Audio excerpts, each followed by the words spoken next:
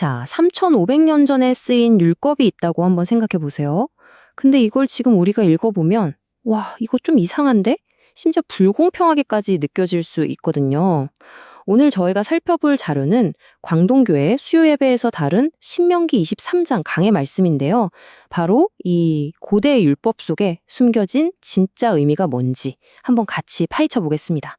바로 이 구절인데요. 기원전 1500년경, 그러니까 지금으로부터 3500년 전 기록이죠. 와, 솔직히 이걸 오늘날의 글자 그대로 받아들이기엔 뭐랄까 굉장히 충격적이지 않나요? 아니, 성스러운 경전이 왜 이렇게까지 잔인하고 불공평해 보이는 율법을 담고 있는 걸까요?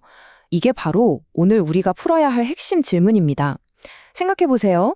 사고를 당했거나 혹은 태어날 때부터 그랬을 수도 있는데 이렇게 자기가 어떻게 할 수 없는 일 때문에 불이익을 받는다는 거, 이걸 도대체 어떻게 이해해야 할까요? 오늘 저희가 참고하는 설교 자료가 바로 이 어려운 문제를 아주 깊이 파고들더라고요. 자, 그럼 이 고대 율법을 풀기 위한 첫 번째 열쇠는 뭘까요? 바로 관점의 전환입니다. 핵심은 이 율법을 글자 그대로만 보지 말고 그 안에 담긴 어떤 상징으로 읽어내야 한다는 거죠. 자, 여기서 정말 흥미로운 지점이 나옵니다. 설교에서 강조하는 아주 결정적인 차이점인데요. 이게 공동체에서 완전히 쫓아내는 그런 추방의 개념이 아니었다는 거예요. 그게 아니라 특정 종교 의식에 참여할 자격에 대한 문제였다는 거죠. 여러분, 추방과 자격 제한은요, 이건 하늘과 땅 차이입니다. 완전히 다른 이야기죠.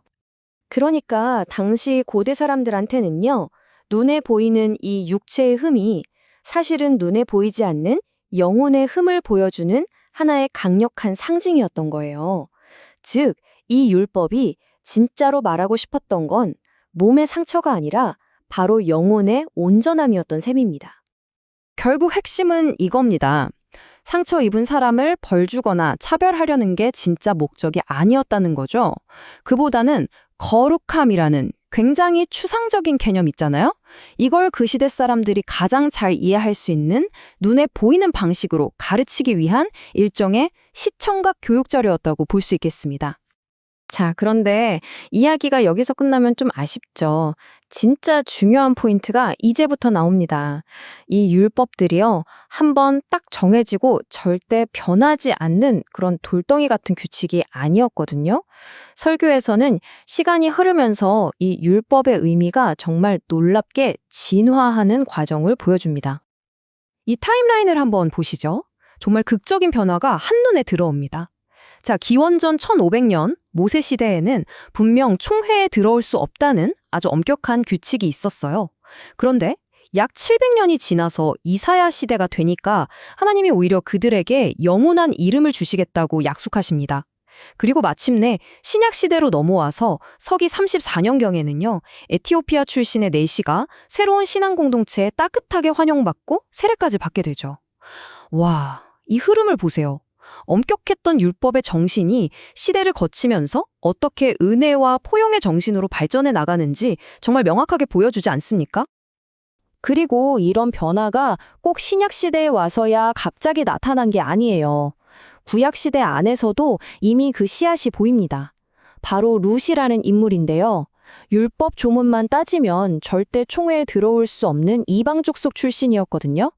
하지만 그녀는 신앙을 받아들였고 놀랍게도 이스라엘의 가장 위대한 왕 다윗 왕의 조상이 됩니다. 율법의 글자 그 자체보다 그 안에 담긴 은혜의 정신이 더 중요하게 작용했다는 걸 보여주는 정말 강력한 예시죠. 자, 이제 우리는 상징과 진화라는 아주 중요한 해석의 열쇠를 손에 쥐었습니다. 이 열쇠를 가지고 신명기 23장의 다른 낯선 율법들을 들여다보니까요. 와, 이게 완전히 다르게 보이기 시작하는 거예요.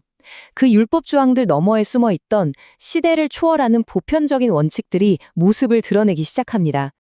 이 표를 한번 보세요. 겉으로 보기엔 노예 문제, 돈 문제, 재물 문제 다 제각각인 것 같잖아요. 그런데 사실은 전부 하나의 큰 그림을 향하고 있다는 걸 알 수 있습니다. 예를 들어 볼까요? 도망친 노예를 돌려보내지 말고 보호해줘라. 이건 약자를 억압하지 않는 정의의 원칙이죠. 형제에게는 이자를 받지 마라. 이건 어려운 사람을 이용해서 돈 벌지 말라는 긍휼의 원칙이고요. 그러니까 이 각각의 율법들은 결국 정의롭고 따뜻한 공동체라는 큰 집을 짓기 위한 하나하나의 벽돌이었던 셈입니다. 자, 그런데요. 이렇게 3,500년 전의 율법을 열심히 파헤치는 게 지금을 살아가는 우리에게 도대체 무슨 의미가 있을까요? 왜 이게 중요할까요? 한번 생각해 보세요. 3,500년 전 사람들에게는 오늘 우리가 본 그 율법이 너무나 당연한 진리였을 겁니다. 그런데 지금 우리에겐 낯설잖아요. 마찬가지로 지금 우리에게 이건 무조건 맞지 하고 생각하는 것들도 언제든 변할 수 있다는 거예요. 설교에서는 아주 쉬운 예를 들어요. 옛날에는 교회에서 의자에 앉는 건 상상도 못할 무례한 일이었고 신발 신고 들어오는 건 말도 안 됐죠. 근데 지금은 어때요? 너무 당연하잖아요. 바로 이겁니다. 지금 나의 당연함이 절대적인 진리가 아닐 수 있다는 걸 깨닫고 그걸 다른 사람에게 완고하게 강요하는 게 얼마나 위험할 수 있는지 경고하는 거죠. 그리고 바로 이 지점에서 우리는 정말 머리를 한 대 맞은 것 같은 깨달음을 얻게 됩니다. 내가 완벽하게 편안하다면 그것은 내가 다른 누군가를 매우 불편하게 만들고 있다는 신호이다. 와, 이 말 정말 묵직하지 않나요? 건강한 공동체라는 게 나만 편한 곳이 아니라 우리 모두를 위해 기꺼이 나의 편안함을 조금씩 양보하고 불편함을 감수하는 곳이라는 거죠. 문득 스스로에게 묻게 됩니다. 혹시 지금 내가 누리는 이 완벽한 편안함이 사실은 다른 누군가의 불편함을 딛고 서 있는 건 아닐까? 하고 말이죠. 그래서 오늘 우리가 함께 나눈 이야기는 마지막으로 이 질문을 우리 각자에게 던져줍니다. 나에게는 너무나 당연하고 옳다고 느껴지는 그것이 과연 다른 모든 사람에게도 정말 그럴까? 수천 년 전의 낯선 율법을 이해하기 위해 그 의미를 찾으려고 노력했던 그 겸손한 자세를 어쩌면 오늘 우리 주변의 사람들을 대할 때, 그리고 나 자신의 신념을 돌아볼 때 가장 먼저 적용해야 하는 건 아닐까요?